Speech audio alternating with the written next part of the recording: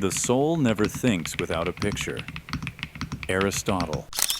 Most people think memory lives in the brain, but what if your deepest memories aren't stored in your mind, but in your soul? Have you ever had the feeling that you've done this before? That a place, a person, a moment feels too familiar for no reason? Like you're living something that's happened, but can't explain how you know? That's not imagination. That's residue. That's the soul remembering. But here's what no one told you. You were programmed to forget. From the moment you were born, everything around you was built to erase those memories. The school system tells you there's only one life. Religions tell you you're here once and judged forever. The media keeps you distracted, consuming, rushing. All of it keeps you looking forward, but never inward. Because if you did look inward, you might discover the truth, that your soul is ancient, that you've walked this earth many times, that the people around you, they aren't new either. Some are recurring characters. Some are karmic mirrors. Some are pieces of your own unfinished story. But they don't want you to know that, because a person who remembers is harder to control. Someone who knows they've lived before, they don't fear failure. They don't blindly obey. They question. They awaken. So how did they wipe your memory? The same way you train a computer, repetition and overload. From a young age, you were bombarded with rules, beliefs, and stories that had no room for reincarnation. You were told what to think, how to behave, what's real and what's nonsense. And your soul's voice, drowned in the noise. But the soul doesn't forget. It waits. It waits for silence. It waits for presence. It waits for you to stop listening to everyone else and start listening inward. Some memories aren't thoughts. They're feelings. They show up as irrational fears, instant connections, or inexplicable talents. They show up in your body, in your gut, in dreams that make no sense, but feel true, because they are. And once you realize that, you begin to see the cracks in the matrix. You start remembering in fragments, a name that resonates too deeply, a city you've never visited but long for, a historical event that hits you in the chest like you were there. These are your breadcrumbs, clues left by your own soul, scattered through your current life like echoes. And once you see them, you can't unsee them. Before we go further, if this message is unlocking something inside you, something you can't explain, don't ignore it. Hit subscribe and turn on the bell so your soul doesn't miss what it's been waiting to remember. Now here's where it gets deeper. Your soul doesn't just remember, it codes your current life. Everything you experience now is built on a blueprint laid in lifetimes before. The choices you make, the people you attract, even the wounds you carry, they all echo from past versions of you. And just like echoes, some are faint, but some are loud.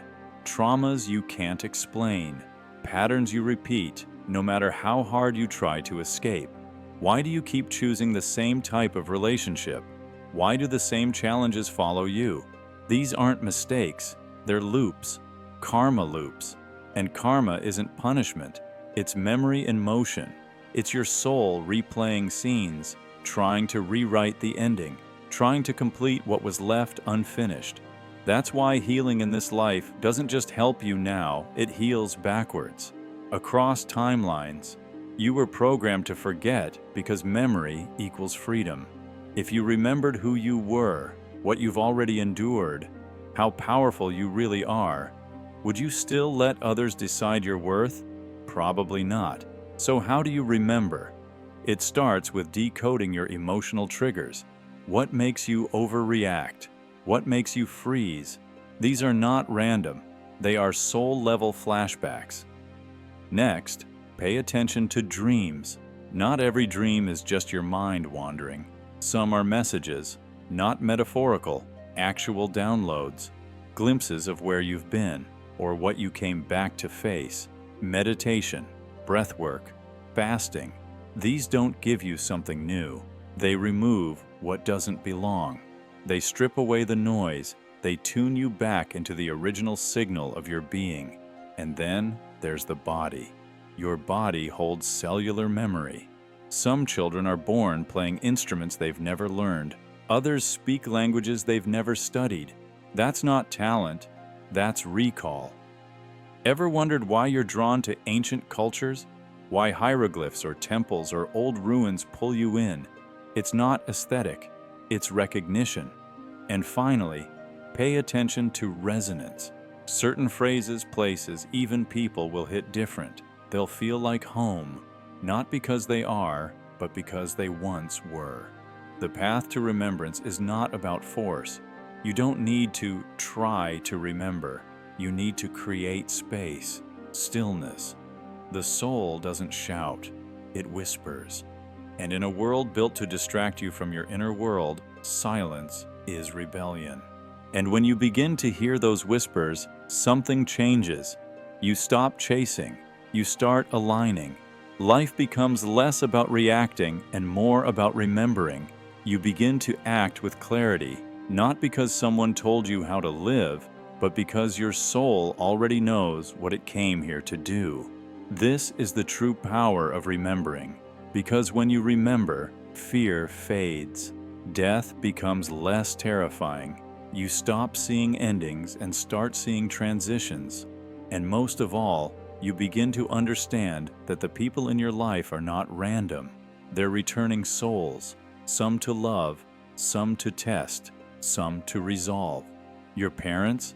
You've met them before. Your lovers? You've danced with them in lifetimes past. Even your enemies? They were once your teachers. Reincarnation is not just about the past. It's about right now. The choices you make in this moment are writing the script for your future lives. Every thought, every word, every action, it's all shaping the next version of you. But here's the paradox. When you fully live this life with presence, depth, and love, you stop needing to come back, because that's the point. Not escape, not control, but evolution. The soul evolves by remembering itself. The ancients knew this. That's why they built temples aligned with stars.